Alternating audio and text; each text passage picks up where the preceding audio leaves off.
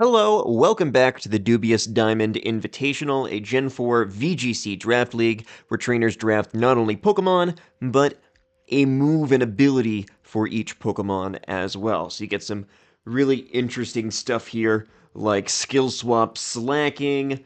You've got, what else do we have? Snow Warning, Infernape, Adaptability, Rhyperior, a lot of power definitely on both sides of this matchup here, especially with plus and minus on Alexa's side. That can be a very difficult combo for K's team specifically to deal with, just because K really needs to get a Trick Room in this matchup, and Alexa's team has some tools to stop it. So, I mean, I think that's what this matchup's really going to come down to. Can K get up Trick Room? If K is able to get up Trick Room, how well can they leverage it? And for Alexa, it's going to be just trying to hit hard as quick as possible and limit the output that K's team can produce. So really, really interesting matchup here. So anyway, today we have matches from both rounds 3 and 4.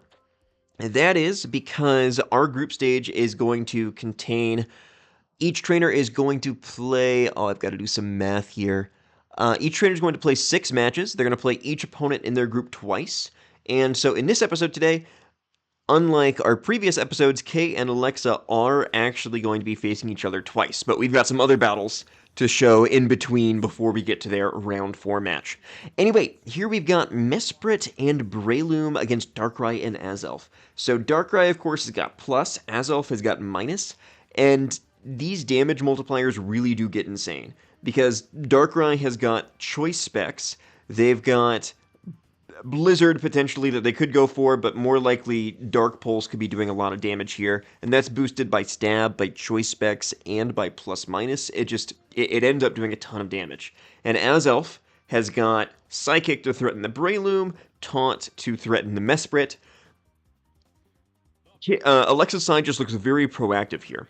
So the Azelf is going to get faked out by the Breloom. That is, of course, the unique move that is on this Breloom for this tournament. It does not normally get that, and Dark Pulse is going to come out. Yeah, and that is a one-hit KO onto the Mesprit. And that is just the... I am sure that Mesprit is bulked out as it possibly could be, knowing K and the team that they've got here, the spreads they like to run. However, very few things are going to be able to live that hit. Honestly, I don't even know how well Empoleon resists it, but if this was Gen 8, I don't even know if that would be living that hit, just because of all the damage multipliers on this Darkrai. If you've been watching this tournament, you'll know that I've got a very bulky Cresselia on my own team, and I knew for a fact going into the tournament that I could not let it take a Dark Pulse from this Darkrai, because it just could not hang on. It's just a massive amount of damage. So immediately, Alexa's on the front foot here, and I'm not sure, does K even have Trick Room elsewhere on the team? They do not. So yeah, basically K's whole team was revolving around Mesprit getting up Trick Room there, and unfortunately was not able to. Oh, critical hit. I doubt that critical hit mattered. It's probably a pretty bulky Breloom, so it's possible. But again, with the plus-minus boost, even though this Azelf doesn't have a damage boosting item, it was still always going to be doing a lot of damage. K is finally able to get themselves on the board here with a KO into the Azelf, which is going to be huge because it's going to limit the Darkrai as well. But again, the big thing about this matchup for K was Trick Room. And not having Trick Room up makes this very, very difficult. They do have the Rhyperior, who's got some adaptability spread options here. If Alexa is a little bit careless here, maybe targets into the Empoleon, K could get themselves back into this. Because protect from if I was K here, I'd probably protect that Empoleon, and I would look to deal some damage with Rhyperior. Because Rhyperior could be in a position to live some hits here. Darkrai's locked into Dark Pulse. It's going to do less damage now that Azelf's off the field. It's really fascinating to get to see plus and minus actually be relevant in a tournament setting. I'm really happy that Alexa chose to have that combo, just because I think that combo is just so underrated in regular play, because the Mons with plus and minus are all, electric types and all not very good. So it's really interesting to see the potential that combo has, if it was given to kind of a wider variety of Pokemon, just how much havoc it could wreak. Anyway, Darkrai is going to switch out, and Fernape's going to come in, yep, just to guaranteed hit those Blizzards. This is going to be interesting, though, because I think the Mons... Okay, no, it's going to be a Protect. I think that makes some sense. Because, yeah, there's not a whole lot that... Ooh, K actually protected the Rhyperior. That's the opposite of what I thought would happen. Yeah, I don't think there's a lot that... Okay, Infernape does go down. So, I mean, that was I think that was a really good turn for K, but a lot of momentum has swung Alexa's way as well. Because, yeah, now Alexa can switch up the move with Darkrai. Now Alexa has got Hail on the field for the Regice. I do think this is going to be a pretty difficult situation for K to come back from. K is going to need either Alexa to ignore the Rhyperior or for Rhyperior to land a double protect. I mean, really, I think the momentum is so much in Alexa's favor. I think K is going to need Alexa to be hitting into a protect of some sort for K to get back into it. It's still possible at this stage. Oh, I think this is just going to be a double Blizzard, which isn't going to hit the Empoleon super hard, but yeah. Oh my gosh, that Rhyperior goes down to that? I did not expect that. I thought that would have taken a Blizzard from both Mons for that to happen, but I think that's going to do it. Because, yeah, I think that's what... I think that is what Alexa was thinking as well. But this Regice is extremely specially bulky, has got Thunderbolt, and to add insult to injury, the Empoleon gets frozen. So yeah, this one is done. I'm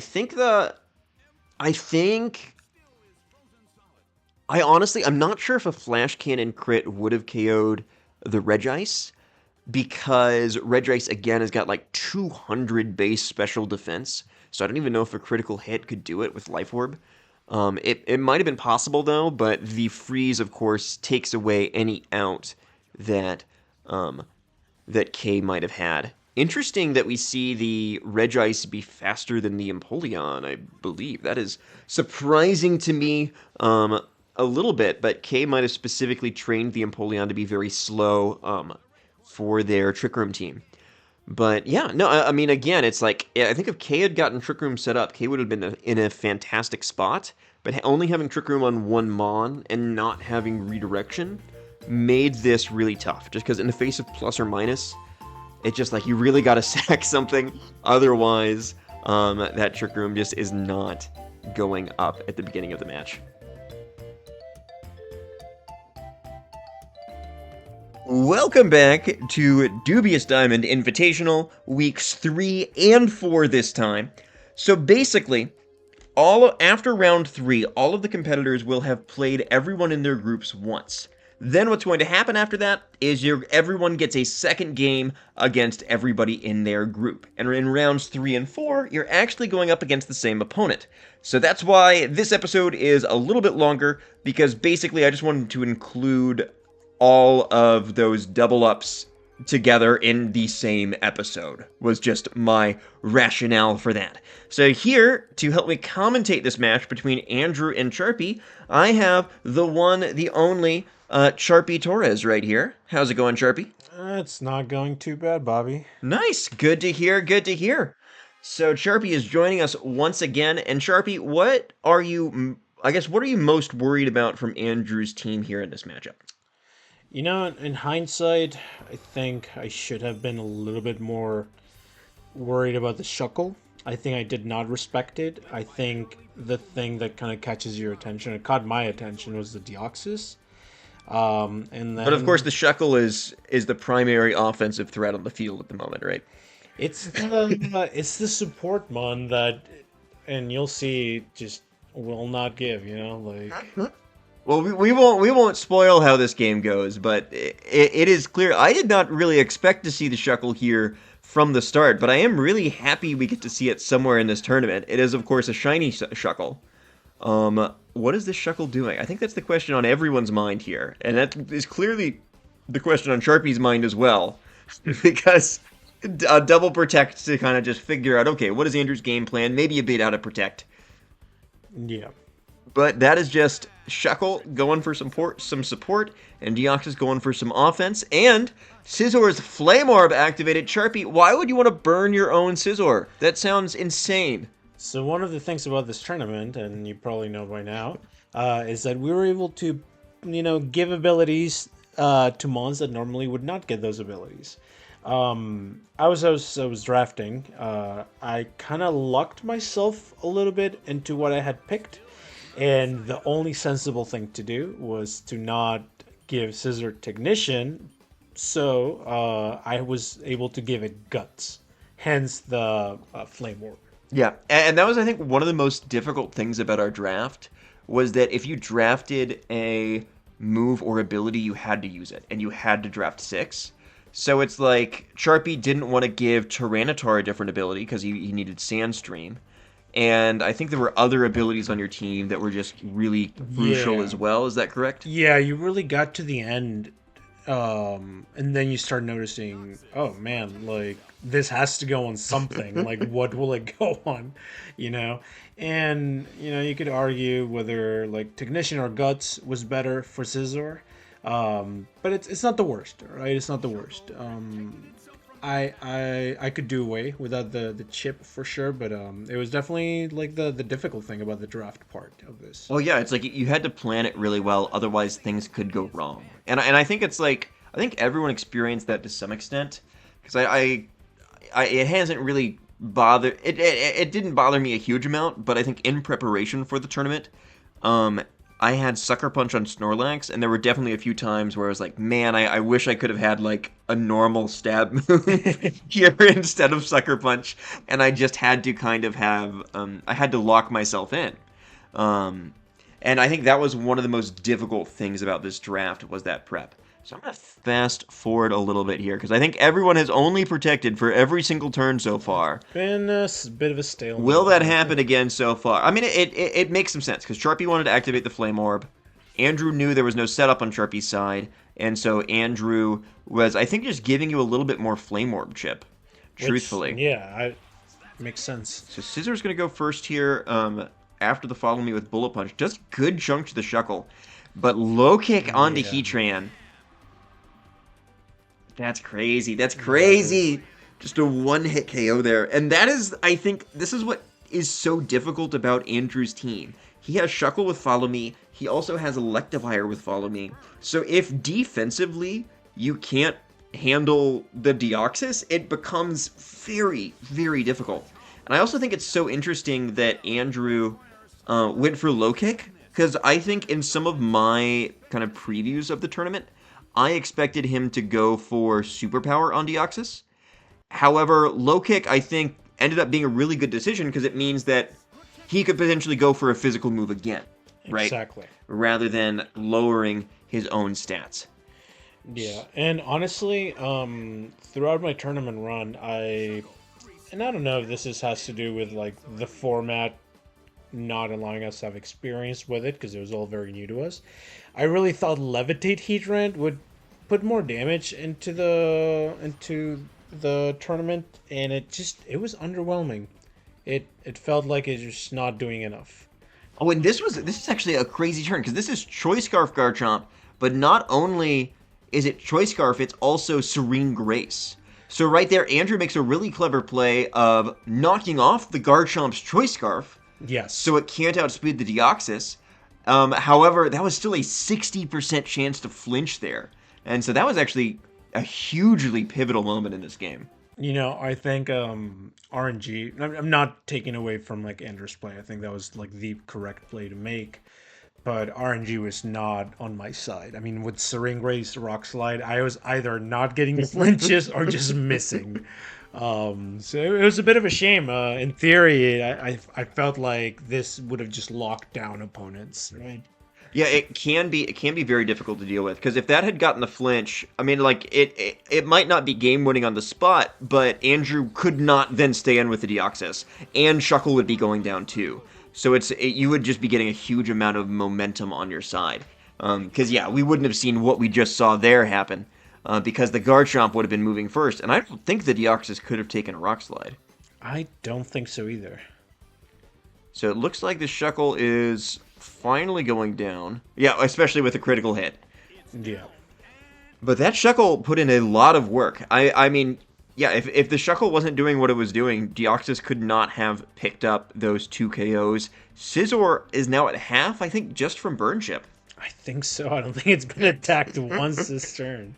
Which again, it's like, I think Guts is a good ability. Like, Scizor might not need it, but you needed to put something on Scizor. Exactly. Because I think you wanted to Levitate on your Latias as well. Yeah. And Intimidate on Gyarados is absolutely vital. So I think, yeah, you had 3 abilities that you needed to have. Because, like, the Mons you drafted were just too good. So here we have a cycle of Intimidates from both ends. We can notice now, and the one thing that was advantageous is that, like, there shouldn't be any more redirection from Andrew's side. I don't think Flygon nor Staraptor have Rage Powder or Follow Me or anything of the sort. And, I mean, I mentioned that because this is a tour where you can put a random, like, move that a Pokemon doesn't learn. So at this point, I'm hoping that Bullet Punch kills Deoxys, because if it doesn't, then It's gotta kill Deoxys here, right? Yeah. I think I would be absolutely shocked if it did not. And I'm hoping also that after the Intimidate, Staraptor can't just Deal close quite combat as much damage. to Scizor or anything. But also, I get intimidated as well. No, and that's the So- issue. And Andrew can potentially pivot still in this endgame. Yeah. However, because of the Mon disadvantage, you cannot anymore. However, I mean, like, there are still chances, right? It's like, I think you've got ways past this Deoxys. I think this Gyarados is Thunder Wave, right? Yeah. And that can be a pretty big deal as well. But I think just the Mon advantage is big, and that's what Shuckle... no Thunder Wave. Yawn. Yawn. Oh, I mean, that's still... yeah, if Andrew couldn't switch, Yawn would be incredibly good in this endgame. But I think because that's the added move onto the Gyarados. I forgot. Okay, this kills. I was like, of course, that's gotta kill. I was like, there's no way Guts boosted Bullet Punch does not take this thing out. Okay, but now Andrew is intimidated with that Staraptor, cannot switch out. So basically, this is now the Flygon game. I guess Flygon and Gyarados game, pretty much. And unfortunately, yeah, the Gyarados being intimidated, I think, does make this a little bit difficult. So Flygon comes out. And I think there's, like, the unfortunate, like, anti-synergy, right? Like, in an ideal world, I double protect. Which I think was my best choice here. Maybe I should have just attacked. But I don't know if I could have taken another E-Speed directly to the Scizor, right? So I'm hoping this will make, Staraptor go to sleep. Now Yawn is hitting Flygon. Just buy me some turns and just hope I get max sleep turns. No, I think the Protect on Scizor makes a lot of sense because I think you're a little bit behind here. Yeah. And whenever you're behind in Pokemon, you want to... You need to start making a play, right? And so I think trying to catch the Protect makes a ton of sense there. Because from Andrew's perspective, protecting on such a low health Scizor might not make a ton of sense, and so it may make sense for Andrew to try and finish it off so it can't get to a 2 bullet punches off, potentially critical hits, into maybe this Staraptor or Flygon. But yeah, I think hitting that E-Speed in the correct slot, that was pretty significant, because that was a good amount of damage. And now... Wait, had you already yawned that Flygon? That's a little bit surprising.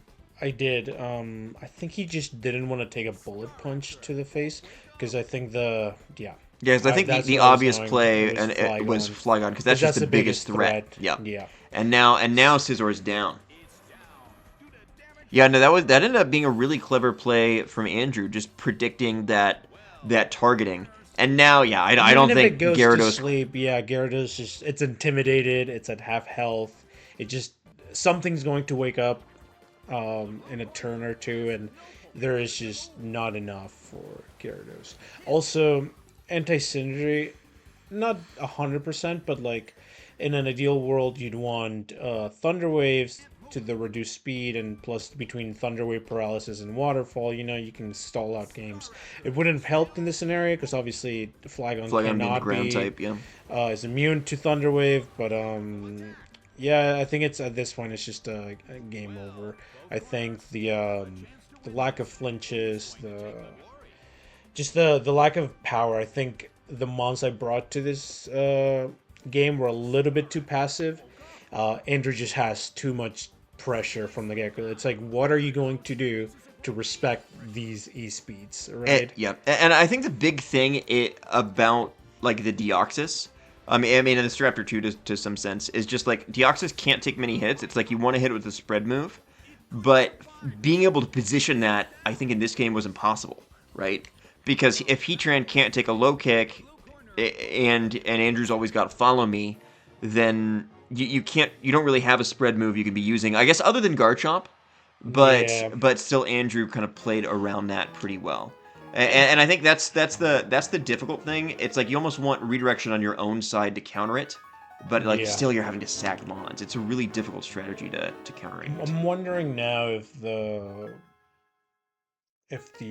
best play of course of action there was just to like EQ and Heat Wave or Rock Slide and Heat Wave and just spam that, hoping I get the flinches maybe on the Shuckle, and then catch the Deoxys, right? I can only protect accurately for one turn, right?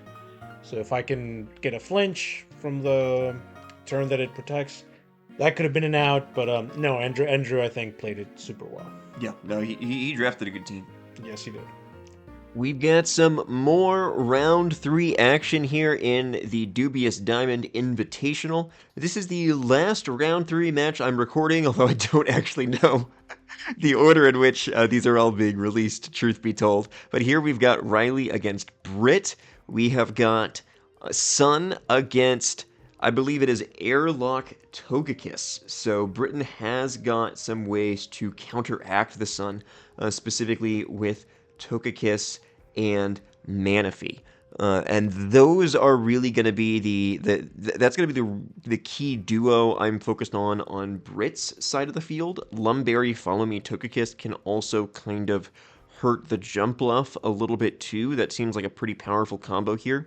Riley so far has, I think, just been crushing it from what I've seen in their 2 previous games. Just kind of like a super offensive team with that leverages Typhlosion, Drought Typhlosion, extremely well. Riley was talking to me a bit kind of in preparation for the tournament, kind of like between the draft and when we actually played. And Riley was talking about how in, I believe it was Reg H, Riley was using a lot of Typhlosion, really enjoyed using it. And I think, and that was part of the reason why they built such a Typhlosion-centric team. And I think just that comfort with that Pokemon and that knowledge around it is, I think, has been helping Riley so much in this tournament, where it's like it's basically an impossible format to practice because it's a draft league with like weird rules. Finding ways to practice it isn't super easy.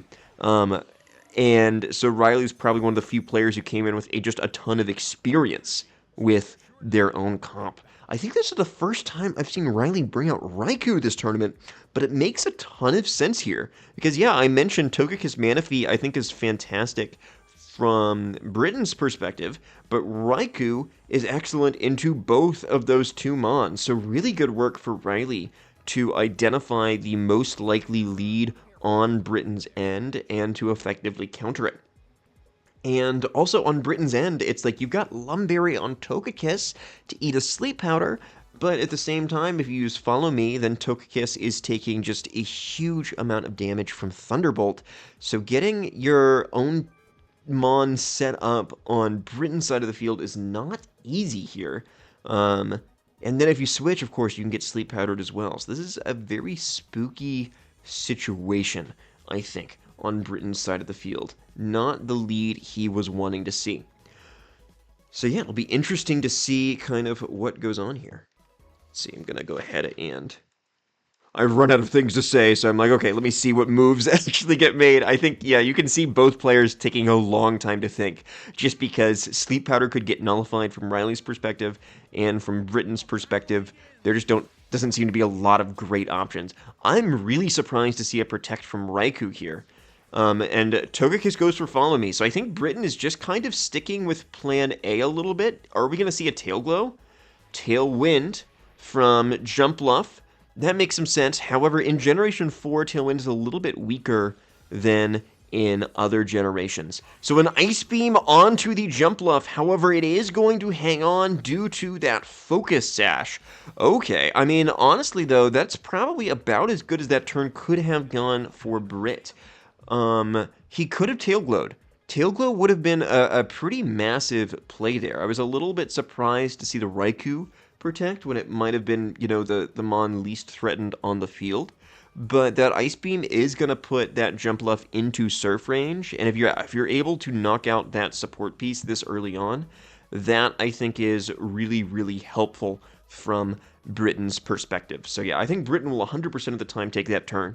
And again, Tailwind in Generation 4 is only 3 turns, and the speed boost doesn't actually count for you on that first turn, because there is no dynamic speed in Generation 4. So starting now, there's basically 2 turns of Tailwind. So it's definitely not as powerful as it is in other generations. We have Togekiss go for Follow Me again, so that Manaphy can't get Sleep Powdered. We do not see a Protect from Riley's side. The Jumpluff does have Protect, so it was an option. But we've got Sunny Day in front of Airlock Togekiss. I believe that activates the Sun, however, it does not. Okay, so we do see Tail Glow. This is getting really interesting.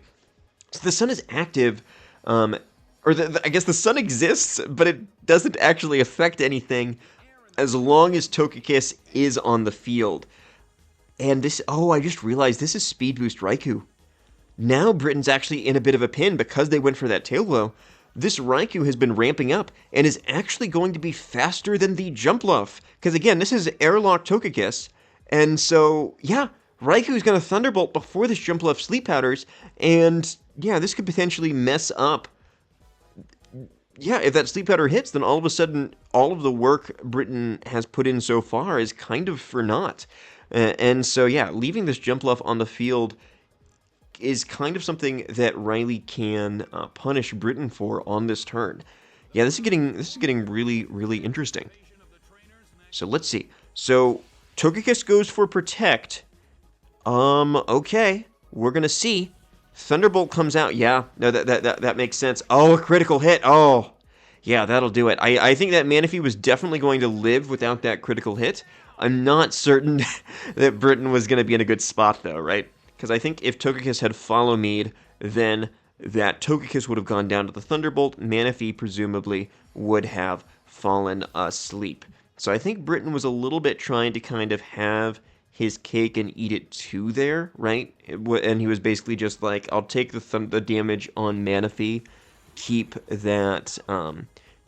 control of the weather, and then from there hope to dodge the Sleep Powder. However, it just didn't quite work out. So yeah, it just felt like a lot of work was put into the Manaphy there early on from Britain's perspective, and it was just kind of all for naught. This Raikou is ending up just being really punishing for Britain's side of the field, because yeah, Riley's most threatening. I think the most threatening aspect of Riley's team is that Typhlosion that he's used to basically just win his first 2 games in the tournament. However, here he's really showing why Raikou is also a part of the team. And yeah, he's just using that mon really, really effectively at this moment in time. So Latios comes out. Yeah, again, it just... The Jumpluff is very threatening. And let me see. Okay, Extreme Speed on Togekiss. Okay, I forgot that was an option. We could have seen that last turn as well, now that I'm thinking about it. But of course, that critical hit ends up being super, super important there. Okay. Britain had some pathways here. I forgot about Extreme Speed on Togekiss. So that basically meant that after that Ice Beam, Britain could have taken out the Jumpluff at any time. Draco Meteor? Oh, was going to miss. Oh, that's rough. That was going to do a ton to Raikou. But yeah, I think still Riley has just made so much progress with Raikou. Now has permanent control of the weather, has eliminated 2 Pokemon, that I think Riley is just going to be in the driver's seat from here on out. There's going to be very little that Britain's going to be able to do here. We do see Regigigas. No Wide Guard on the Regigigas. Regigigas is going to have Slow Start. It does have Roleplay, and so it can get itself activated. However, that's going to take time, and I'm not sure it's going to have it. because I think that from Riley's end, there's just going to be too much immediate damage kind of on the board here. We are going to see Latios should be faster than Typhlosion. I believe that the Tailwind is stalled out at this point. Oh, sorry, I was skipping forward a little bit. We are going to see. I am curious. Yeah, definitely back against the wall moment for Britain here. Oh, another crit. Oh, gosh. That's rough. That is rough. Yeah, I think Raikou was not going to kill the mons it killed without getting those critical hits. And yeah, now this is a single target eruption. Regigigas goes down, and that is going to be that. That was rough. Yeah, a lot of RNG was going against Britain there. There was definitely a pathway there. The one thing I will say, though, was I think protecting the Togekiss when you could have E-speeded the Jumpluff, that might not have been the wisest play, but it didn't end up mattering because the Thunderbolt onto the Manaphy critical hit anyway. So yeah, no, that was an interesting game. I think Riley's strategy was really, really strong there. Britain led the way I would have led, but Riley had an answer for it. And then I think Britain had pretty much every bit of RNG imaginable go against him. And so it'll be interesting to see if he can manage things differently on the second go-round. All right, we are here with our next round 3 match, which is going to be me against MJ. Here with me is none other than... it's not actually MJ right now. It's Charpy. Say hello, Charpy. Hey, everybody. Charpy here. So, Charpy and I actually just finished recording some of the matches that he was in, that I was not in, because we were on separate sides of the bracket, and now we are kind of just switching it up a little bit. So, I guess, Charpy, do you have any questions to ask me about this matchup, if we were going to kind of reverse roles? No, I just want to add that I'm looking forward to this one specifically because I think the two coolest techs, in my opinion, from the entire tour here. Bobby's Parish team, which I'm as excited I am to see it go off. I'm excited to see how MJ responds to it. Mm-hmm. And honestly, the single coolest mon in the entire tour, in my opinion, is on MJ's team, and that is Drizzle Zapdos with Thunder. I think that is like the coolest. I've got to be honest. When you said the coolest mon in the tournament is on MJ's team, I did think of 3 mons before I thought of Zapdos there. maybe not in uniqueness, but man, like it feels so intuitive. But I feel like nobody, but we all like kind of like talked crap about like Rain and Sun. We're like, oh, they won't be that all that. I will say I thought they were really good abilities. In my opinion, I think like for being picks 1 and 2 in the draft, Rain and Sun, for me, I think like would make a ton of sense, and that might be what I would have gone with as picks 1 and 2. I wasn't entirely sold on either one of the teams. And I do think Drizzle Zapdos might have been underestimated a little bit in just how much damage that can deal. Because I was like, oh, only 1 water type on Rain in this tournament, I think was what surprised me most. But I think MJ's team is just very versatile. I think every mon is strong, right? Really? Of course, every mon on my team is strong as well. It's not like I've got some weird pick in there without an attacking move or something. No. This is Dugong's time to shine, everybody. Anyway, so we have Zapdos Dragonite, and I led with Hitmontop Cresselia. So this is Inner Focus Dragonite, so I can't fake it out, but I can Intimidate it since this is Generation 4. It's still, though, like, a lot of damage is being threatened, is kind of the big thing. Cresselia, of course, has got Shadow Tag, and so MJ's Mons cannot switch out. However, honestly, I think the first time I ever played against Parrish in a tournament was against MJ in one of our locals in Chicago. MJ, I think, just understands Shadow Tag, understands Parrish really well. So I think I knew going into the tournament that this was always going to be a matchup that was scary, because I think I just knew MJ would give a lot of respect to my team in particular. So here I actually switch out Cresselia, bring in Celebi. Thunder goes out. Oh wait, oh no, I switch out the Hitmontop, and bring in Celebi. That's pretty interesting. And Celebi's gonna eat that Brave Bird. So I think I basically was just like, okay, something's gonna take big damage, and I accepted I am surprised it to be it lived. Celebi. It was intimidated. Intimidated. It was true. intimidated. Yeah. It is Life Orb Dragonite Brave Bird, which is a ton of damage, but it is intimidated. I think is kind of the big thing. So I do get Trick Room up here, and Celebi does have leftovers. I think my rationale was that Celebi can recover off some of the damage it takes. Fair enough. I think that was my rationale. That being said, I don't know. That was a lot of damage. Yeah. I'm not certain. I'm also surprised that was my MJ best option. Didn't double up into Crest. I mean, you are threatening. I think that was something I was pretty afraid of as well. That might have been why I made the switch too. I was like, okay, let me get my like fake out pivoted a little bit, and if he doesn't attack the Celebi can potentially perish or light screen, and like I can still get some value there. That being said, I think this Zapdos, it's threatening with damage, but against my team in particular, it's really threatening because it's got U-turn, which hits my Mon super effectively, and also, oh yeah, extreme speed. Doing a little bit. And so the Zapdos has got U-turn, it's got Drizzle, Thunder for really big power. It's not something I can one-hit KO very easily. Yeah. And MJ, yeah, I mean, MJ, I think, made this Zapdos really, really well. So Thunder's going to come out into my Cresselia, and yeah, I do barely hang on. I was really hoping my Celebi would be slower than Zapdos. I remember this turn very specifically. I was really hoping to get that light screen off before that Thunder, just to kind of save that little bit of HP.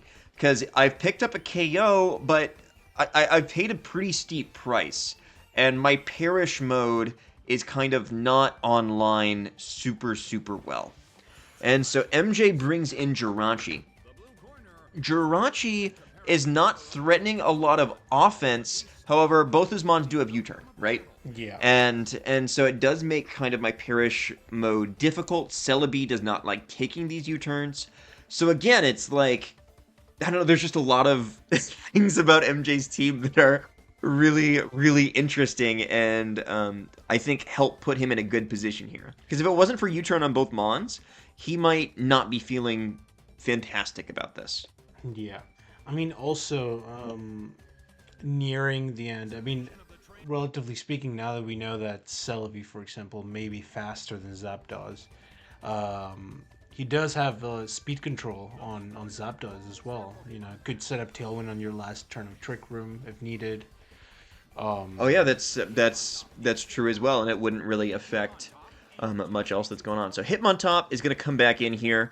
I guess that gets an Intimidate off on the potential U-turns that are coming in. Hitmontop is still at full health, and so yeah, I mean Hitmontop is interesting in Trick Room here. I think we saw the last Mon is Amistar, I believe, and so if Amistar comes out in Trick Room, that's not horrible for me. I almost wonder if it would have been better for me for that U-turn to land into something, but I was running out of switches a little bit. If I want a Perish Song endgame, I need Celebi alive, right? Yeah. And, well, actually, no, I have Dugong as well. Okay, I forgot. I do still have 4 Mons here, so I do have options. We haven't seen Dugong yet. That's a bit of a spoiler, but it did pop up there very briefly. Right there, so yeah, this is kind of a bit of an interesting situation. Because, yeah, I mean, my Trick Room is going to go out at some point here soon, and then I think that helps MJ a ton, because I think we saw that Amistar was there. So I'm pivoting, probably just pivoting the fake outs here, and going for Taunt. What am I doing there, Charpy? Why did I taunt the Zapdos? Lack of Protect, possibly? Maybe... yeah, maybe to stop it from protecting, I suppose? Yeah. on this last turn of Trick Room. I mean, maybe I just was running out of idea. Maybe I didn't want to close combat anything. Maybe I wanted to sucker. I don't know, y'all. I don't know why I taunted the Zapdos there. Afraid of the tailwind, I'm telling you. Afraid of the tailwind, I guess. All right, so Amistar comes in. Did we see Trick Room up? This might be the last turn of Trick Room, I think. Quick question: what's the speed on Amistar? It's got Swift Swim, so it is fast. Really fast. It is fast. Okay. I mean, because Rain is not going away at any point in this match, so Amistar is, for the rest of this game, it's going to be the first thing that's going to move outside of Trick Room. And unfortunately, I'm not going to be able to get Trick Room up again because of how much damage this Cresselia has taken. I do have Light Screen up, though. I'm assuming this is the last turn of Trick Room, right? You know, miss the counters that we... Yeah. We have Yes, I think this is the last turn of Trick Room. It was a little tough to keep track just with us talking and everything that's going on. So I do miss the Lovely Kiss. I will say Zapdos has got Lum. So I think I was targeting into the Zapdos for maybe not much of a reason. But yeah, Dugong is now in a very, very bad spot. I think I did target into the Zapdos there. I hadn't fully examined the team sheet super closely, if I'm being honest.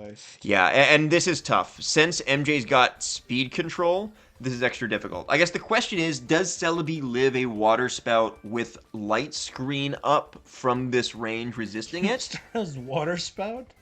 Yes, that was the drafted move on Amistar, Water Spout. No, which is, again, really interesting. And really, really cool.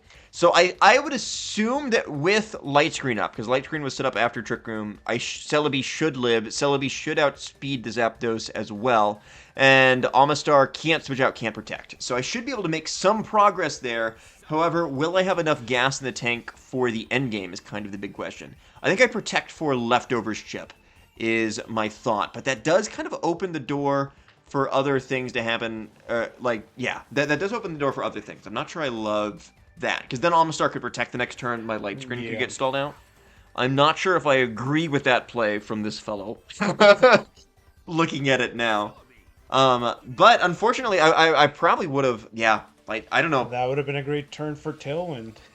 That was, I don't know about that play from me, because, the Light Screen going out was pretty tough. So it looks like now I'm threatening to Fake Out, but, of course, MJ's got options to deal with that too. Is Zapdos still taunted? Zapdos should still be taunted, I believe. But Celebi can't really threaten it, is the issue. There's not a lot offensively I can do to this Zapdos. I pretty much have to perish the Zapdos to kill it with what I have remaining. Cresselia can Ice Beam it for a chunk, but that's not going to be... it's not going to be exactly what I want to see damage-wise, truth be told. And Cresselia is so low, that's not a great option. I mean, this is the thing with... Oh, we can see what I did here. This is the thing with Perish a little bit. It just, like, if you start running out of resources, then all of a sudden you can find your win condition slipping away. If so much of your team is dedicated to trapping and to trapping the opponent and to using Perish Song.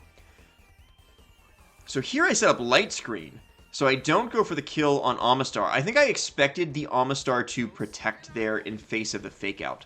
I think that was the call that I was making. I get that call wrong, and I think I've pretty much lost any amount of momentum here. Because, both my Mons are super low. Perish Song would be my only out, but we saw that would be a draw anyway. MJ's got 3 Mons. I mean, MJ just handled this game really well. I think his pieces were really strong into my team, and I think that I just needed to be more proactive in killing the Amistar with my Celebi while I had more pieces on the field. I think that was probably where the big mistake came in. The information that you had, knowing that Celebi was faster than the Zapdos. Like, I think that was crucial, because you knew that you could get off the move before. Before the Zapdos ended up moving. So I was protecting just for Leftovers Chip. I don't think it matters. I think MJ has got it here. I was probably also trying to take some time to think about this next game as well. But MJ played that super, super well. I think even if I had gotten the Amistar down, I don't know if I've got the resources to win. It would have been really close. And I think MJ, I think MJ gave my team a lot of respect in building. And again, it's like I think he built a solid team in general, but I think the double U-turn pivots on Zapdos and Jirachi Yeah. are really difficult for my group to deal with. So I mean I think this is just great prep on MJ's end. Like, I wonder if does Jirachi get U-turn Yes. earlier? Yeah. So yeah, I didn't fully expect either one to have U-turn as well because they weren't drafted. I wasn't certain he'd go for it, and he did. So yeah, fair No, play. good picks. Good picks. Hello, welcome for staying with us for Kay and Alexa's round 4 match. This is, of course, a rematch of that round 3 battle we saw earlier in the episode. So basically, last time out, Kay started out with the intention of setting up Trick Room. However, that did not go well because I think plus and minus is just too much immediate pressure for Kay to deal with on their end. So now Kay has got to adjust. Basically, what on Kay's end can they lead to counteract the Darkrai as Elf lead? And you know what? It's not very simple. It's not very simple at all. It probably is going to have to be offense in some way, because I think getting the Azelf can't Oko the Mesprit, but it does have Taunt, and so Alexa's got a lot of tools to stop that Trick Room from going up. So I think Kay is going to have to lead with offense here, is my prediction. And if I were Alexa, I'd lead with the same thing, just because it is such an impressive lead, and it outspeeds all of Kay's team. And because of those things, it's just like Alexa is going to be guaranteed progress, right? And Alexa can pretty much guarantee Trick Room won't go up turn 1, which is just huge, I think, for Alexa's side of things. Anyway, we are off to the races here. Interested to see how the teams lead off for this one. So Kay, yeah, right now Alexa is at 4 points in the group, and is in a pretty good spot. Is in a pretty decent spot, assuming they can get some points off their last couple games. If Alexa wins this, that's going to bring them to second place in the group, and she should be feeling pretty good from that point forward. For Kay, this is kind of a must-win game for Kay to stay in it. And Kay is someone who like I usually am building with, or at least talking with before kind of all my VGC regionals. They know what they're doing. They're a very strong player, and so I'm interested to see how they adjust here. So I agree with the Breloom lead. I think Fake Out is important at the start, and Breloom is just kind of a pretty big threat into this side. So Fake Out again is going into the Azelf. That means Darkrai is going to get off a huge hit. What is Darkrai going to go for is the big question. Oh my. Oh no, that's going to kill. Oh, that's not good for Kay. That's not good for Kay at all. The good news is that Darkrai is locked into Focus Blast. That's not a great move from Alexa's perspective for it to be locked into. The bad news is that Focus Blast has hit and killed a Pokemon, and can presumably still do a lot of damage. So yeah, again, if Kay can set up Trick Room here, I think Kay is in a fantastic spot. However, Alexa still has tools to stop it. Because Alexa has Taunt on the Azelf, and it's really going to come down to, does Alexa prioritize stopping that Trick Room with Taunt, or do they prioritize just getting a kill on the Breloom slot, quickly taking it to a 4v2, and banking on themselves to win from there? It's not a straightforward decision.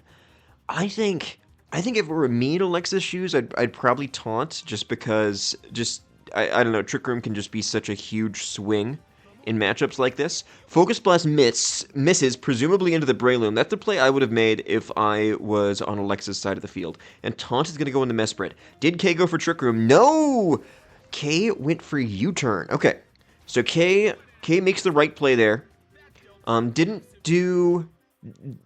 Azelf's not very bulky, so there might have been like some hope that would kill.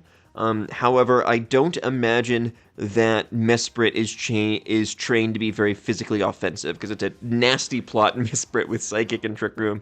I think it's probably designed to just be as bulky as possible. Oh wait, but this opens up the door for Spore!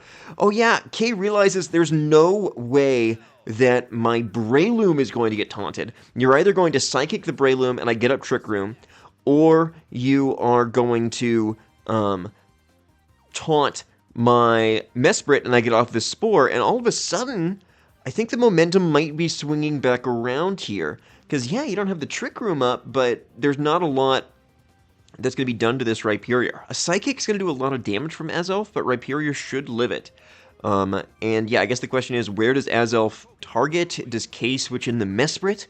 All of a sudden, I think K is definitely back in this game. K has got a huge amount of momentum for this turn. How do they leverage it? That is the big thing. Darkrai is guaranteed to sleep.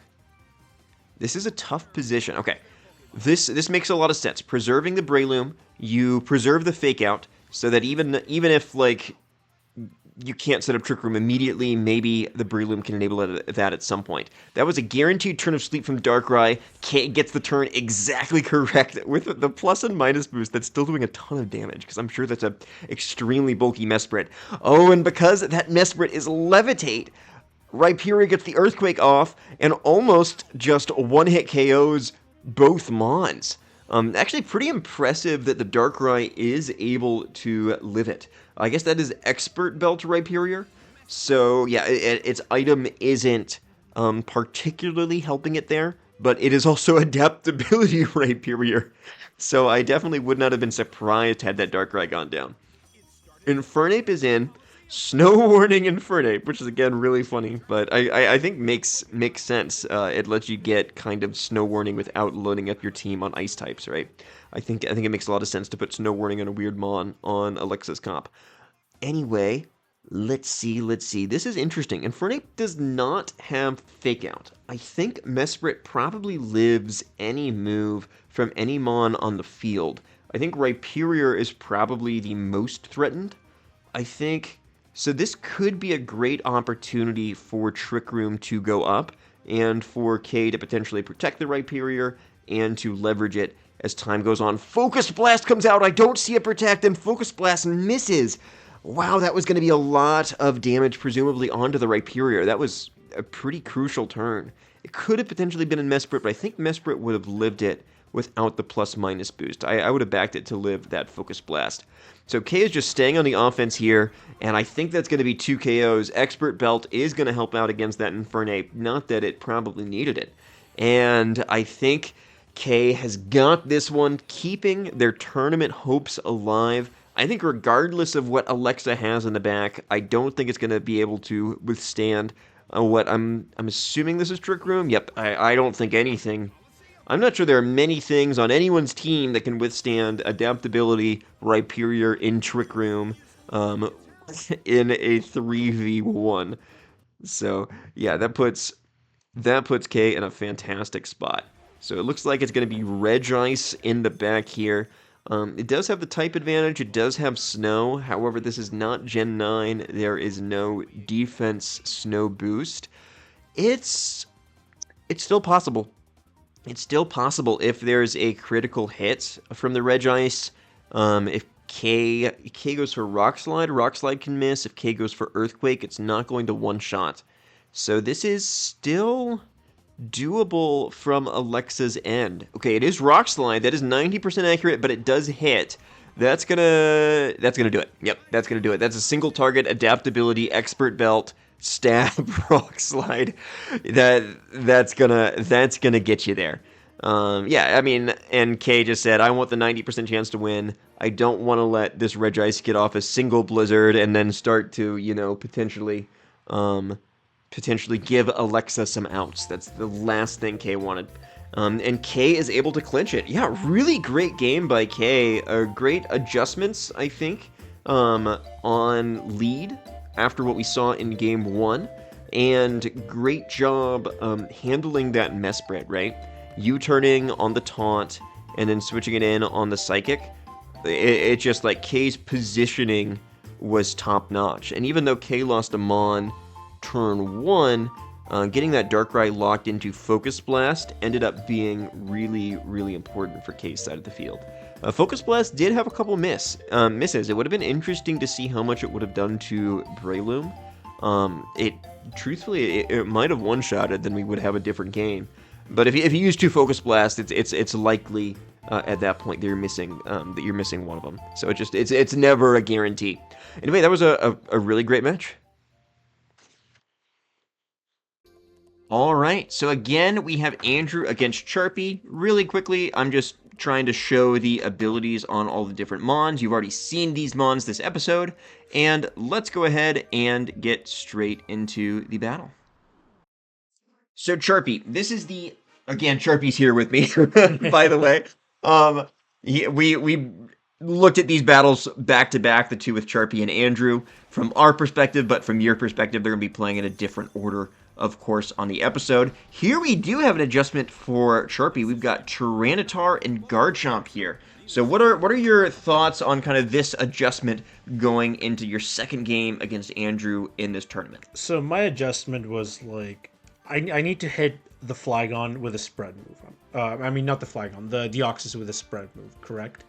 If 60% flinch rate is not going to do it, let's throw in a couple more rolls with Tyranitar's Rock Slide. Yeah. No. So I think I'm just gonna probably just go for both of them. Hope things get flinched, and hope RNG goes on my favor, right? I think it's sensible. I did not expect Flygon to be on the opening. This is, something to consider, right? Because could I go to Dragon Claw to Flygon, but it most likely would just be followed me. I would also expect, I don't know if Flygon had Protect, but I would probably, if I was Andrew, scope out also what Garchomp locks into. We could see just a double Protect, right? Yeah, no, I think that makes a ton of sense because yeah, you saw the Shuckle was redirecting things the entire time last time, and now you're threatening the double spread moves that would KO the Deoxys. But you're threatening that, but you don't actually go for that. It looks like.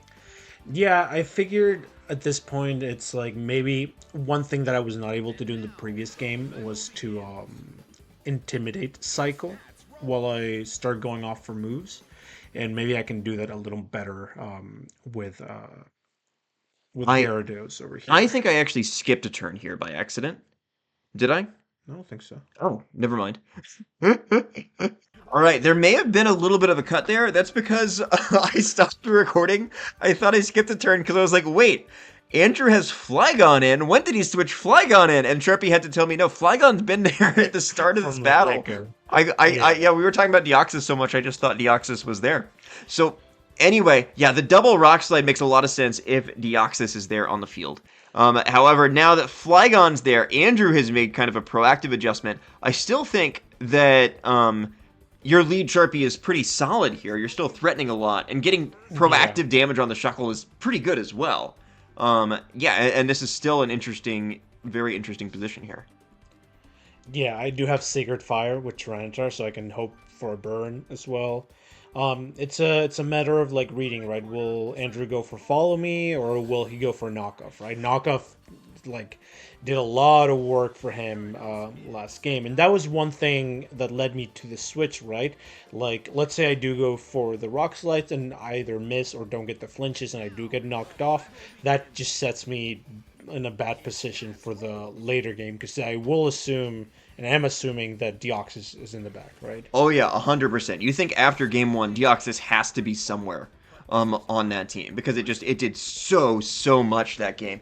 And Sacred Fire does get that burn, so that choice of drafting Sacred Fire for Tyranitar, which just sounds absurd, absolutely paying off here.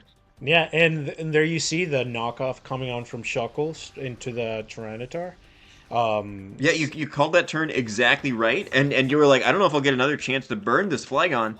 However, that's putting in so much work, because yeah, now its attack is at neutral and then halved from the burn, and now it's taking chip every single turn. All of a sudden, follow-meing away attacks from Flygon isn't even really worth it.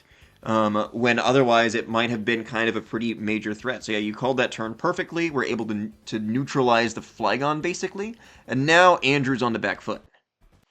Yeah. So something to do might be just to start sending yawns off now. Probably like position myself a little better because there isn't a lot that either mon can necessarily do. That it's like to Tyranitar could have done a little more damage, right?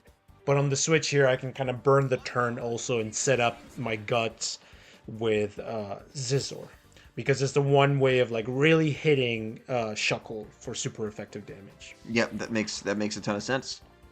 And so yeah, now you're kind of threatening Yeah. this Shuckle with status. However, ooh, the I knockoff. got the knockoff on the Flame Orb, so I won't get burned, but I also won't get the guts boost. That is definitely, yeah, it's definitely rough. I mean, in some ways, not having the burn chip can be helpful. I think we saw Yeah. last game that that burn chip did cause some issues. But yeah, your damage output is definitely cut significantly there.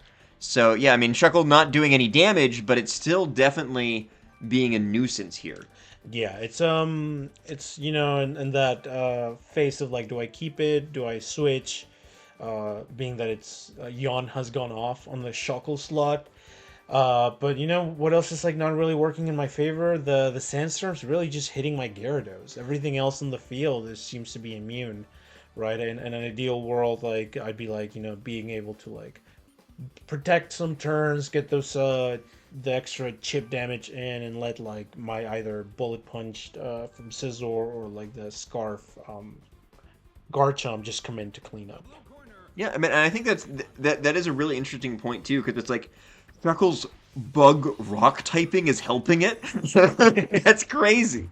But it's like you would love to have gotten that sandstorm chip on that Shuckle. I think in both like in games 1 and 2, if that was something, if that was an option, then that is just a huge deal for your end to chip away Yeah, at that really bulky mon. But yeah, it's like you put one move a Pokemon's not supposed to have on it, and then all of a ooh, sudden a pretty useless mon becomes the star of the show all of a sudden. yeah. And although that crit didn't quite knock out Scizor, did give it like more damage Yeah, than I was expecting, yeah, that's hoping for. I wanted the longevity of Scizor to yeah, be a little bit especially more, with but like the flame orb gone, you might expect okay, yeah. Scizor can now last a while, but then that definitely kind of gets in the way of that theory quite a bit. And no, and with the lack of flame orb and guts, like you would think that maybe even though it's intimidated, maybe a bullet punch could pick up either one of these right now, right? Now I think Andrew's going to start intimidate cycling, which Hmm. makes sense. Bring back the Shuckle. It's perfectly healthy. It's not going to be put to sleep. And I think it may not look like it, but I think Andrew's in a pretty decent position. He's not necessarily on the back foot. No, I think that makes a lot of sense. And I think the big thing Andrew's doing here is just like, okay, I don't want two offensive mons on the field. If someone's going to take a hit, it needs to be Shuckle. Because this Dragon Dance boosted Flygon isn't even able to kind of touch it at all. So yeah, no, it's really interesting how Andrew's kind of making this really niche mon work on his team with just yeah, this one added move. Yeah. I'm wondering also if maybe a double switch here like could help you know uh take away the attack drops on both of the physical attackers that are here. Uh-oh, Um someone accidentally pressed the home button. Or maybe, or did one? I think one of the Wii remotes died. yeah, I think so. Okay, yeah. Player So two. Player two system. we'll fast forward this. We'll fast forward through this a little Oh, bit. we're There we back. go. We're We back. got new batteries in. We're all good. Again, this tournament happened a little while in the past, so I definitely did not remember that from that game. But I think someone pressed the home button really fast when that happened. You can see your clock ticking down. Oh, did you get your move in time? I don't remember. I think this might have been a turn where I don't remember if I clicked uh or what I clicked. Right. Yeah, this is just a lesson to keep your Wii remotes in just top condition And we're the strap. We're the for strap, your you know? Like for your upcoming Pokemon tournament. Man, that outrage did nothing to that Scizor. So yeah, definitely Yeah, like defensively now, the Scizor can kind of play a part. Makes that critical hit earlier Yeah. kind of sting a little bit more with how kind of easily it took that hit. And now you know Flygon is going to continue to outrage, which is some good information to have. So it's basically like, how do you want to take advantage of that going in a little bit? I think either taunting or yawning. The Shuckle, like getting into a good position where maybe I can Yeah, because switch the out Shuckle can't protect now. So it's interesting. It's like, is the Shuckle going to switch out now? And let something else take the hit? Because that thing could potentially go down. You could also like yawn or taunt the Shuckle, then all of a sudden it can't support something else coming in. Yeah. It's definitely a tricky spot, especially if Andrew's got Deoxys in the back. It's like you might be forced to like sack the Shuckle here, or not sack the Shuckle, but sack the Staraptor here. But no. So yeah, if a taunt goes into Shuckle, that could be a lot of momentum. Okay, so Helping Hand Outrage, hoping he gets the correct target. He probably gets the target he was originally hoping for, which is the Gyarados, but Gyarados lives, and Shuckle gets taunted. Yeah, I think Andrew was just like banking on, hey, maybe this will do enough damage. Maybe I'll hit the Gyarados. And the Gyarados is low, however, Shuckle is now in quite a pickle. And Flygon's almost down as well. And confused. And I mean, I think the safe thing to do is like switch out Flygon, bring in. I mean, to keep Flygon, switch out Shuckle, bring in Staraptor. Ideally, get both of your mons knocked out, and then just come in clean with Shuckle and Deoxys. Yeah, right? I mean that's the thing. It's like you do not want Shuckle taunted in this situation. And this is definitely tricky for Andrew because Garchomp's in the back and has got the Choice Scarf still. I think at full health. And that all of a sudden is kind of the biggest mon in this matchup. Like, if I'm Andrew, I'm pretty dang terrified of that. Just, like, the Garchomp unaffected so far, that can pretty much OHKO all of the offensive threats and ignore the Follow Me, right? Yeah. Right, so let's see. So Gyarados is going to switch out. Gets you another Intimidate later on. I'm assuming this is Scizor? Okay, yep, Scizor. Yep. That makes the most sense. Flygon's going for it. Going for the attack. That's still going to be a lot of damage here into something. Okay. Tyranitar. Okay, that's a nice chunk of chip. I mean, just a really strong move. And Sacred Fire into Shuckle. Yeah, I mean, if that had... Oh, no burn, because that chip on the Shuckle would have been really big. And now everything is knocked off except for the Garchomp. Yeah, I think Andrew was banking on me switching in Garchomp. Yeah, I think that was kind of a Hail Mary play in that regard. Because now that the Shuckle can't follow me, that is a very difficult position to be in. I mean, he's still got some plays, because if you do bring in Garchomp at some point, a knockoff is all Shuckle really wants to do, we've seen. But Shuckle's getting low. Its longevity is just being reduced by the second. And yeah, Deoxys gets a special attack boost, but it only has got single target moves. It can't hit both Mon. Shuckle can't follow me. It can't protect. This is definitely a very tricky spot. Yeah. Especially with that Garchomp at the back. Fast forwarding because I want to see what's going to happen here. I think Andrew's taking some time because something's got to get sacked. Something's going in the bin. So it looks like Shuckle is getting switched out. That means Shuckle's going to be able to follow me in the future. Staraptor comes out. That Intimidate is key. Intimidate's going on to both Pokemon. And I'm assuming Deoxys protects? Okay. And so the hope might be that you KO the Staraptor and Deoxys has got enough juice in the tank later on, I suppose. So Rock Slide, presumably that's gonna... Yeah, right. So that's gonna be the end of Staraptor's story here. Still putting a decent amount of work, but I think Sharpie's in the lead here now. I don't know. Like, you're coming in fresh with Shuckle. You have Follow Me. Deoxys can just take out Tyranitar right now. I definitely don't want to switch in. I mean, I could sack Gyarados from the back, lower, maybe start like hitting the Shuckle with bullet punches, switch out Tyranitar. Yeah, I mean, I think the big question in this game is, will the Shuckle have an opportunity to knock off the Garchomp? Because if the Garchomp gets an attack off into Deoxys, Charpy wins. And I don't know all the speed tiers off the top of my head, but I'm assuming Andrew does, and Andrew seems to think that Garchomp is faster than the Deoxys, and I believe that's the case. Yeah. All right, so here we've got Scizor and Tyranitar. Yeah, I mean, you can't switch the Garchomp in, just out of fear of a random knockoff, even though that's probably not the best play. This is definitely an interesting position. So yeah, Shuckle, again, just going for Follow Me.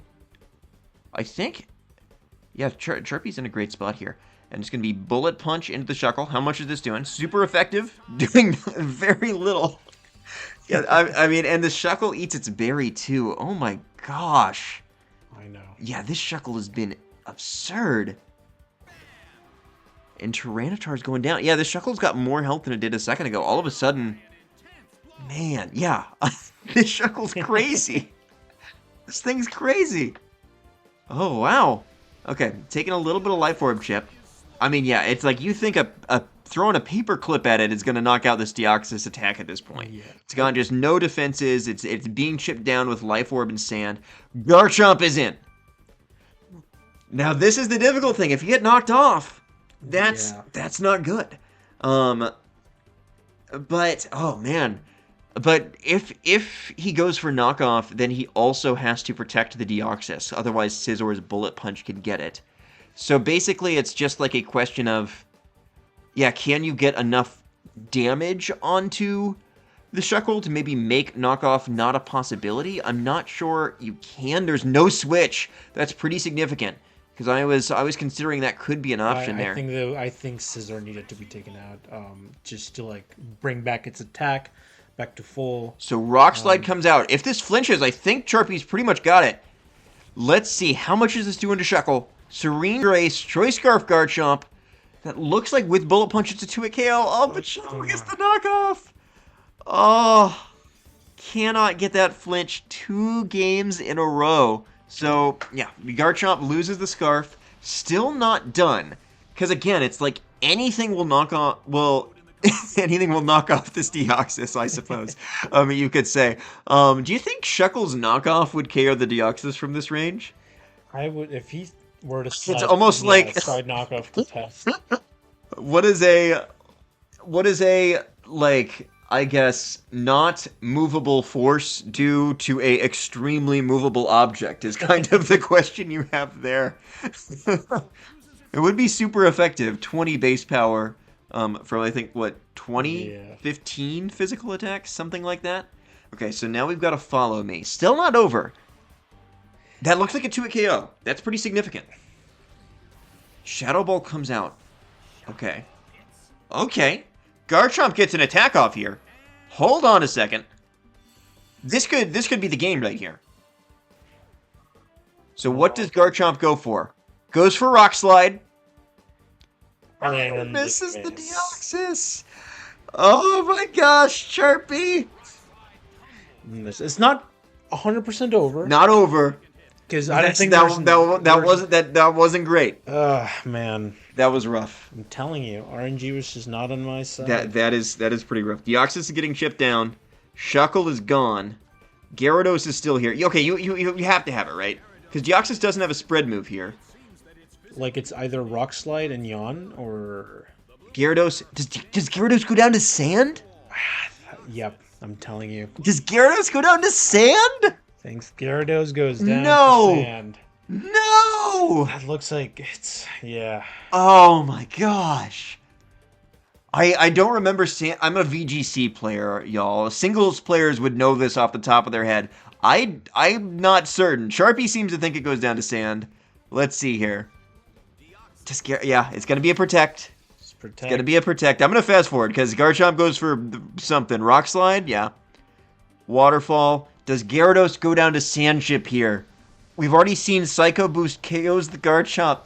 Gyarados, hang in there. One more turn. It lives. It's alive. It's alive. It's still around. Gyarados is alive. I think he has to go for the double, right? If you're Andrew?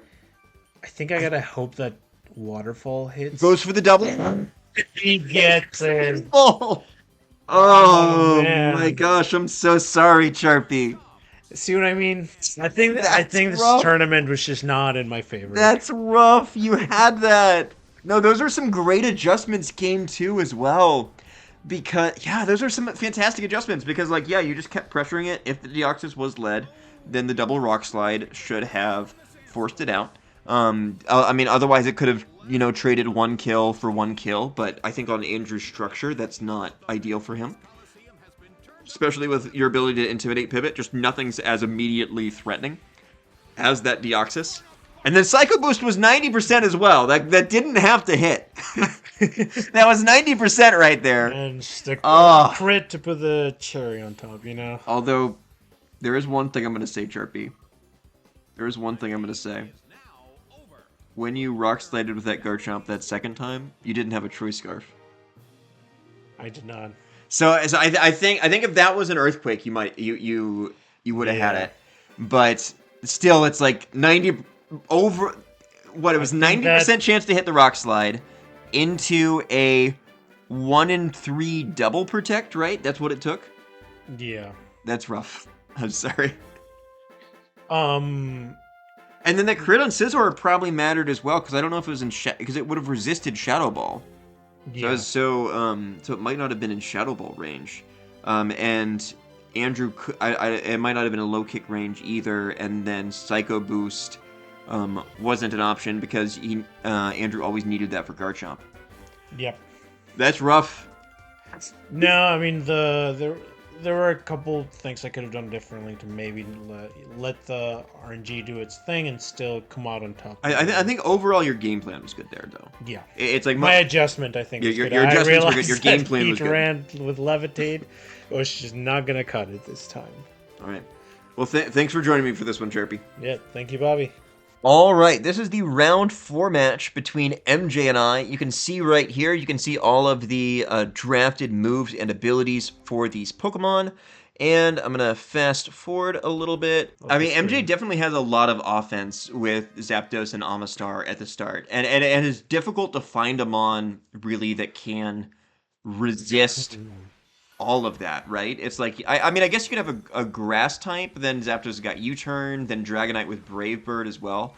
I mean, I think just very well-rounded. Yeah, it's well-rounded. He's the big thing that MJ did is MJ's got just so much really strong and varied offensive stab moves on his team, right? Yes. Because you have Water Spout, you have Brave Bird, you have Thunder. Yep. You've got Iron Hand, no? Maybe? Close Combat from Hariyama as well, which I think we saw in like the very first round kind of carried their team there.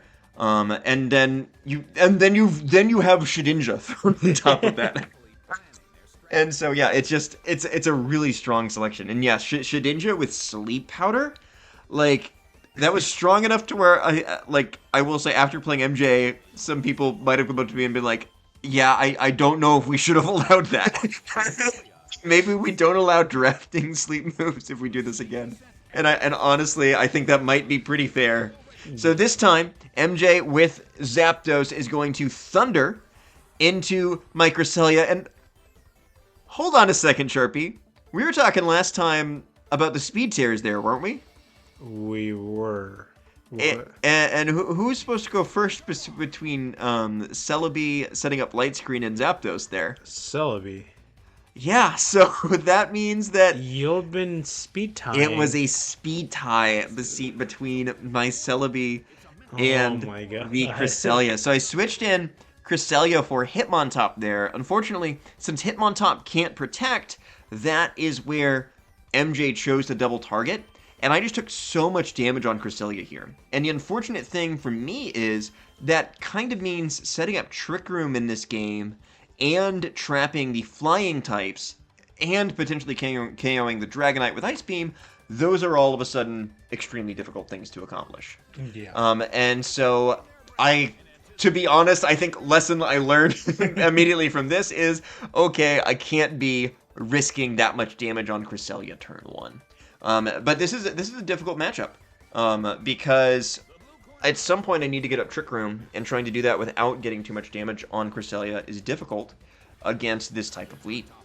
I think that's like the intricacies of playing Perish Drop, right? Like the way you get KOs is with like restricting your opponents from doing what they need to do, and at the same time you got to realize that a lot of your pieces are just not offensive, and Mm-hmm. they're and you just gotta like you get punished very easily by playing passively. I think sometimes. Yep. And so I think the switch into Cresselia there was so tough because, yeah, just like so much damage right off the bat. It was a passive turn Yeah. and potentially you could say a bad lead matchup. And now, yeah, if you look at the rest of my team, it's like I can't trap the Mons on the Yeah. field.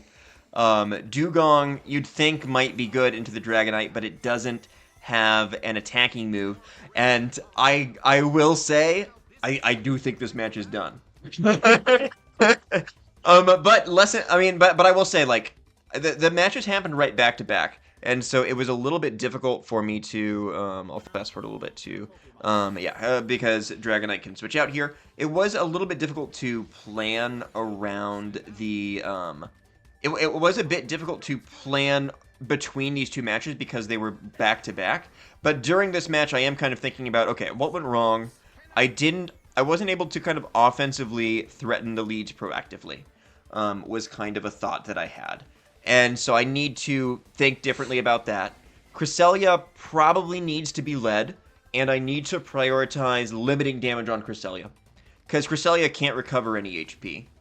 And then I need to have more offense, right? Because I think Snorlax is my big offensive mon. Didn't end up coming this set. And that is kind of the difficult thing there. And here I end up going for Perish Song. There is a what was I going to say? There is part of our tournament is differential. And so here I'm going for differential. I've got so few attacking moves on my team that basically I am just thinking, how can I maybe, trap something in and kill it to improve my differential slightly from this, especially with my draw with Alexa last round. So I'm going to fast forward through this game a little bit because it is a lot of, yes, U-turn. MJ caught the Celebi on the switch. Again, just my options are a bit limited. I miss a Lovely Kiss into the incoming Dragonite, which would have been nice, but Yeah. still, No, I have no smooches. offense. No I smooches around. I have Yeah. no offense into the Dragonite. And that's the thing. Like a lot of the moves that MJ is clicking, and you could like kind of question whether they were like thinking about pinning things. It's just like, hey, like, damned if you stay, damned if you don't. Yeah, no, I kind mean, of I mean thing. that's the thing. It's like Dragonite could Brave Bird a super effective Mon, but where's my switch in? Yeah. I don't have a Steel type. I don't have a Rock type on the team. And I think in general, strong flying coverage is really, really powerful. But in Gen 4, it's not really common on these really powerful Mons. Yeah, Um, maybe this is why they don't give Dragonite a proper fighting move. because it would just be busted. Yeah, I Yeah. couldn't imagine facing MJ's team here if MJ had like the current gen inner focus. So yeah, I just keep fast forwarding. I've switched out the Dugong here. Something else is coming in. Let's see what it is. It's the Hitmontop. So yeah, I'm trying to like maybe somehow pick up a KO at some point. I've put the Dragonite to sleep. Um, can I figure something out? MJ goes for Water Spout. Celebi Ooh. does live. Hold on a second. Hold on a second. Do I get one? Do I get one? Come on. Let's go. There we go. Again, that's what I'm playing for right now. That is why I'm playing right now. Just to try and pick up 1 or 2 KOs to potentially help with making the top 4, which is going to be a lot tougher now after kind of 2 back-to-back losses to MJ. I'll basically be rooting for MJ to win out. That would be just very, very helpful for me. Yeah, again, I'm just fast-forwarding between all of these because really as soon as Cresselia lost its HP, it Yeah. it was really difficult. Again, I'm parasonging. This is not me trying to win the game. This is me desperately trying to take something down with it. I don't have either Mon trapped because Celebi has Arena Trap. I'm hoping MJ doesn't know that, and MJ told me after the game that they didn't know that. But again, I don't have an out here because I think these are my last No. I've got You three? three. You got three? So potentially there's an out, but realistically there's not. MJ just always has enough offense. So I'm switching out. Hello, Dugong. Dugong, use Dugong Blast. um, no, I think any. Yep. Goodbye, Dugong. Hello, Dugong. Goodbye, Dugong.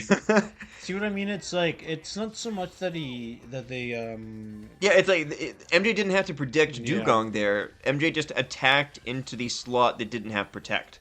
MJ's got so many options that cover for everything I could do. Right? You're absolutely spot on with that.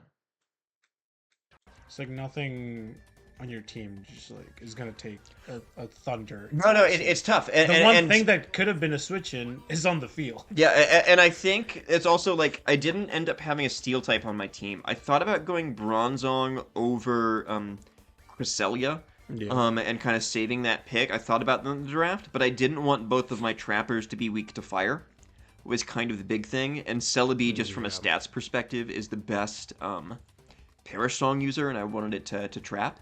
But I think in this matchup in particular, if I had something like Bronzong, that would have been, I think, possibly more helpful from a type perspective, right? But of course, there's a lot of stat drop off there too. Yeah.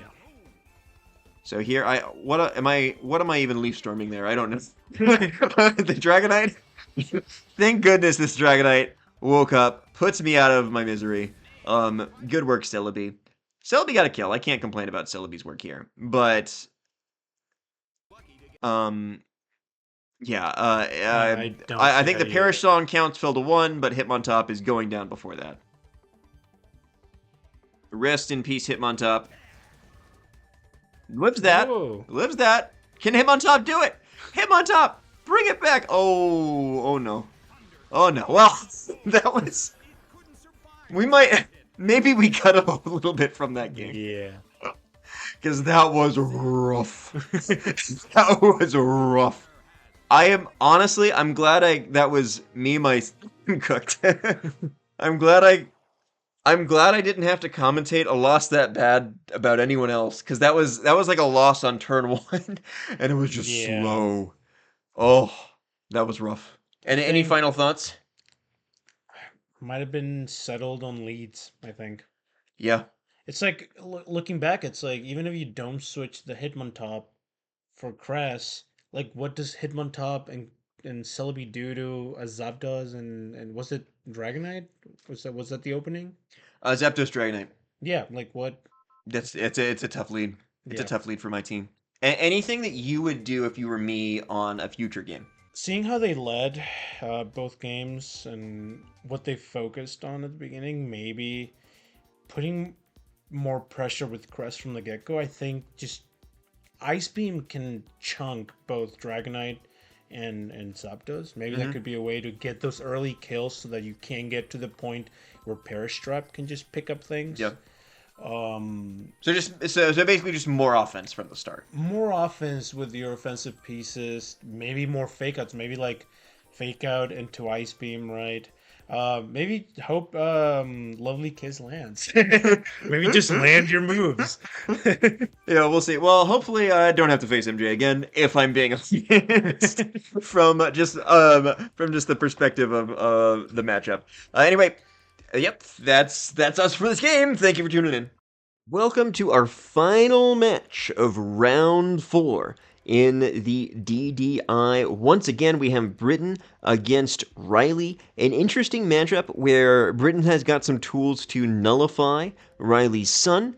However, we saw last time that Riley was able to leverage the Raikou really effectively against Britain's sort of anti-Sun measures. And that was, I think, a really well-played set, or game 1 from Riley. However, we also saw pretty much every bit of RNG imaginable go against Britain. So it is going to be interesting to see how the trainers adjust.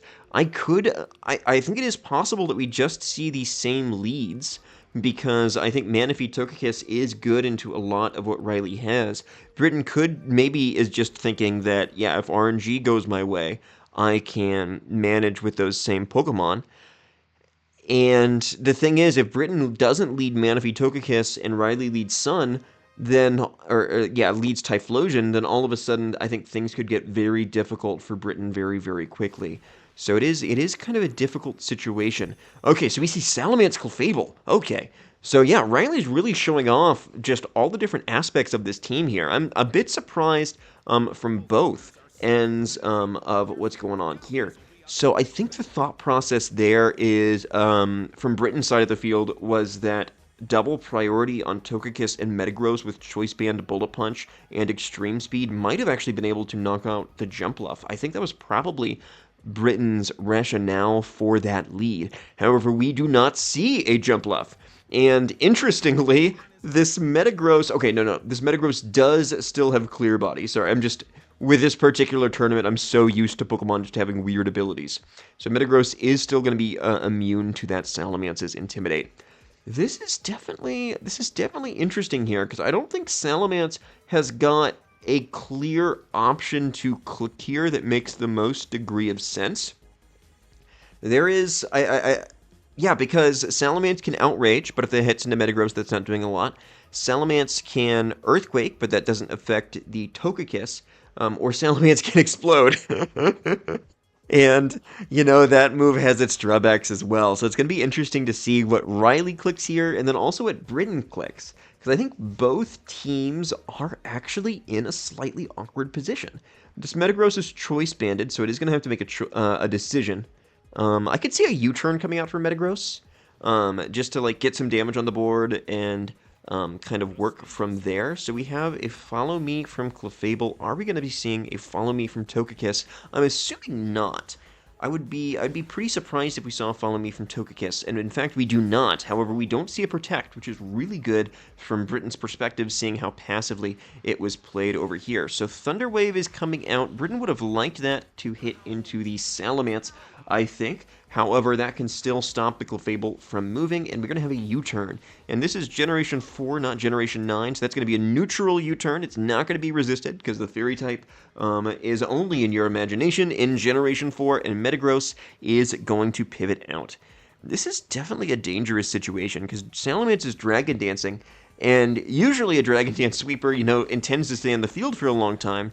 However, at any point in time, this Salamence could just say, you know what, I'm out of here, and explode. And that is kind of a really scary thing. So if Britain protects, assuming that might happen, and misses it, then Salamence could explode in the next turn. Gengar is a pretty good option here from Britain's perspective, though, and this is Focus Sash Gengar.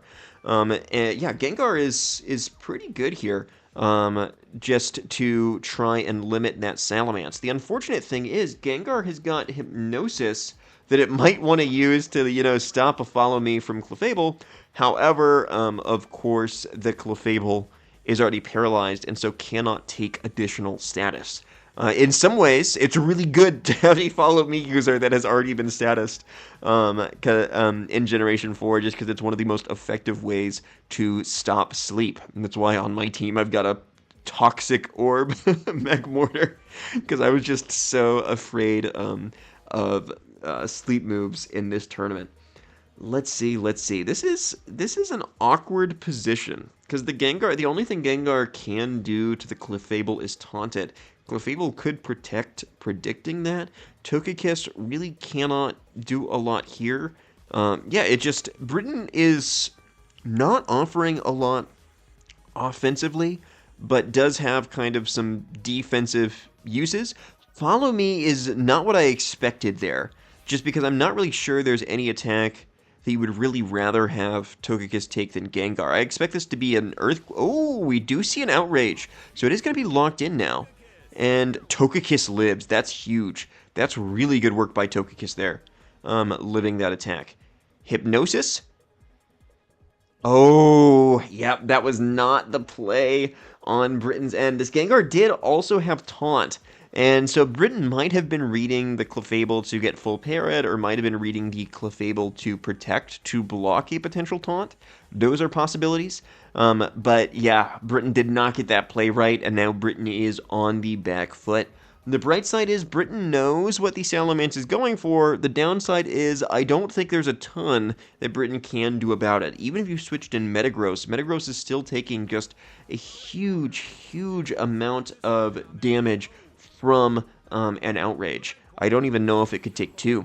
So Togekiss is going to go back. It's going to be interesting to see if Britton's just going to bank on this full para, or if he's going to go ahead and taunt the Clefable. I think both make a decent amount of sense here. Okay, he's just going to protect and switch in Metagross. I'm not sure Metagross can take 2 of these, though. That's the thing. Okay, so follow me from Clefable. A taunt could have helped there, but, okay. The Outrage gets the correct target. That's pretty lucky from Riley's perspective. It is not a 2-hit KO, but it could be a 2-hit KO with Helping Hand. But again, you don't know exactly where that is going to target.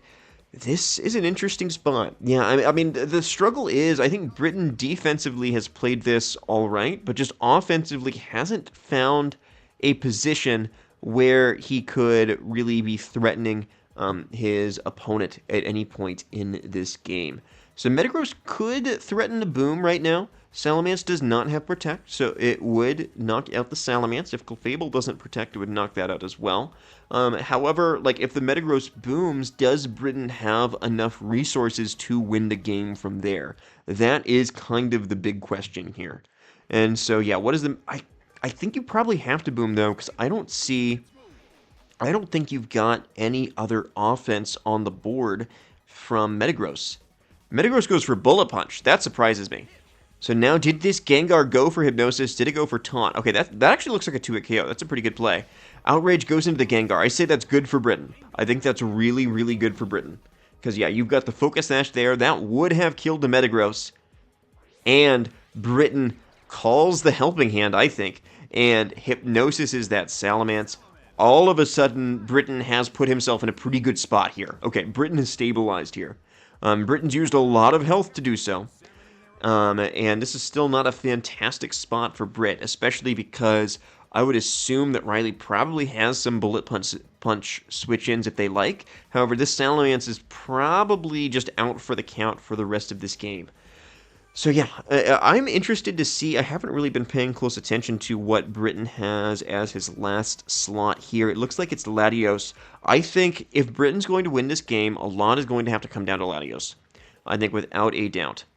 So Bullet Punch is going to come out into the Salamence. What is Clefable going for here? That is what I am curious about. Because it's got Weather Ball, but that's going to be a normal type move right now. It's not going to be able to hit the Gengar. Hypnosis calling a switch. I think that's not a bad play at all. Thunder Wave. Okay, that makes a lot of sense. So that's not going to be the most impactful against Metagross, I think. However, it is... if there is just like 1 or 2 turns where Metagross can't move, then I will say that Thunder Wave is 100% worth it from Riley's end. I don't think there was a ton else he could do with that Clefable there, and he probably did want that Salamence down, funnily enough. I think he probably wanted the Typhlosion in this exact position. Yeah, no, this is difficult, because I think now the Typhlosion, it's not going to be faster than the Gengar.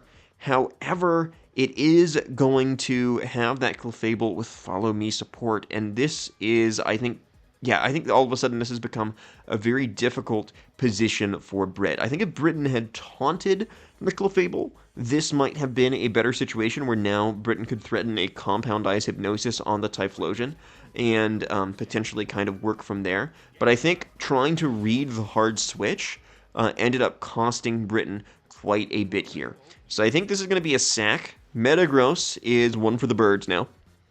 We have Follow Me. Yep. If that was a full para, then you know, there was the possibility that Britton could have gone for Hypnosis onto the Typhlosion. But that's only a 1 in 4 chance, of course, not an easy thing to bank on. Metagross is not going to be living that, and I think a lot of momentum now is on Riley's side. Because, yeah, I think this is just too much to ask of the Latios here. Because the question would be, is Latios, if your Latios is faster than your Gengar, and can KO that Clefable, you could be in a good spot, but I just don't think, this Life Orb, Latios, Soldu was banned for this tournament. However, I don't think a Draco Meteor is quite going to get there. I think Clefable's going to be bulky enough to handle that. Togekiss is interesting. I guess it's going to be maybe an E-Speed onto the Typhlosion. I think you've got to be hoping for some paras onto the Clefable here. Yeah, I think this is tough just because offensively, there is nothing really being offered on Britton's side. I think that's what's so difficult here. Togekiss goes for Protect. Okay, I mean, I'm assuming this is Hypnosis. And hoping for a full para. However, it does not come to pass, and so I think we're just gonna see. Okay, no, this is Taunt. This is Taunt. So hoping to be able to, with your back two Mons, threaten this Typhlosion. That makes some degree of sense. I think that makes a lot of sense. And so now you're gonna get Latios in, and Latios is now able to attack the Typhlosion. And I haven't looked at what Riley has in the back. A keen-eyed viewer probably already knows. Let's see. Will we be able to see? So it is going to be Jumpluff in the back. That means if Typhlosion goes down, I think Britain will just win it if Latios has got any amount of health on it to speak of. And so that is pretty significant. If Britain is able to knock out this Typhlosion, Britain's in a great spot. So I think that probably forces a switch from Riley's end. This is going to be interesting. This is a bit of an awkward position for Riley. I think Riley's still got the advantage. However, there are now doors open for Riley to lose this thanks to that taunt. I suppose better late than never to some extent. So Jumpluff comes out. The issue is, yeah, I think Britain had to double up on to that Jumpluff slot. Britain did not, which is surprising. Goes for a double protect and goes for Psychic. If Clefable attacked into the Togekiss, I think Riley's got it.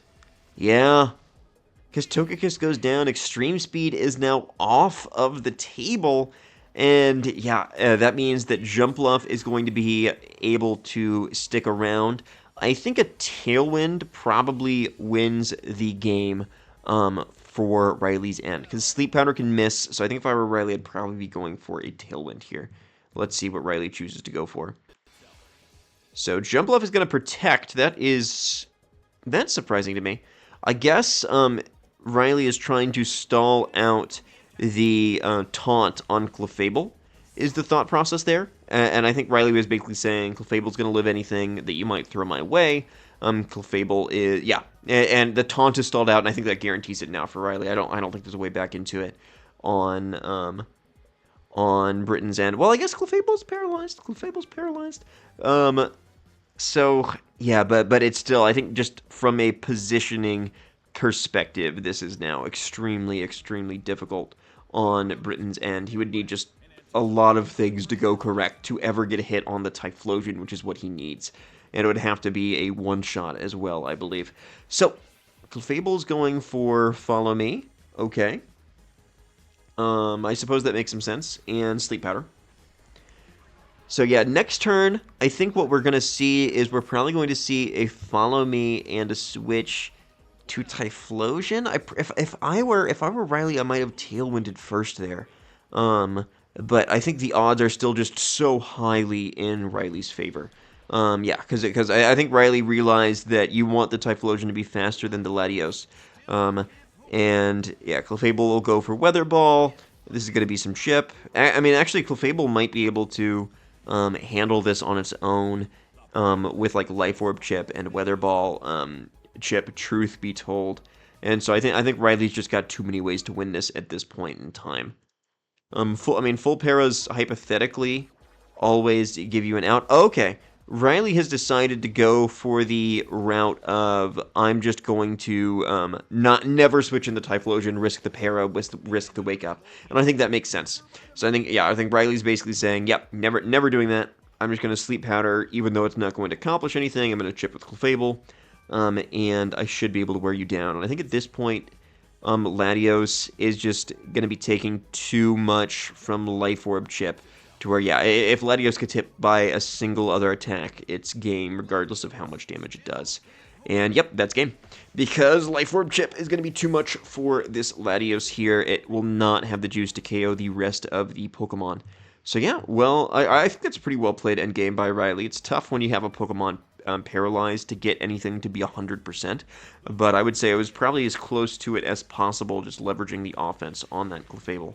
So Draco Meteor comes out. I doubt this KOs. It does not, because Clefable is bulky and is probably trained a lot in special defense, and Latios is going to go down. Really well played by Riley. Yeah, slow end game, but oftentimes that's a sign that someone's being careful, right, with their position. So, yeah, that's going to put Riley on top of his group with, I believe it is 4 wins from 4 games. Congratulations are in order for MJ for winning Group 2 this episode, for Riley for clinching a playoff berth this episode, and condolences for Charpy, who fought extremely hard but did get knocked out of the tournament in this episode. I would have mentioned all of that as we went on, however, I hadn't compiled the league tables when I was recording the audio, and so it wasn't until afterwards that I noticed kind of when those events occurred. Anyway, thank you so much for listening. If you made it this far in the video, please consider giving the video a like and subscribing to the channel. I'm a super small creator, so if you somehow made it, an hour 40 minutes into my video, it would help. That already helps a ton, but it would help even more if you could subscribe. You'll be kept in the loop for when the next video releases and for when the next tournament potentially drops as well. Anyway, thank you so much for tuning in. I'll see ya.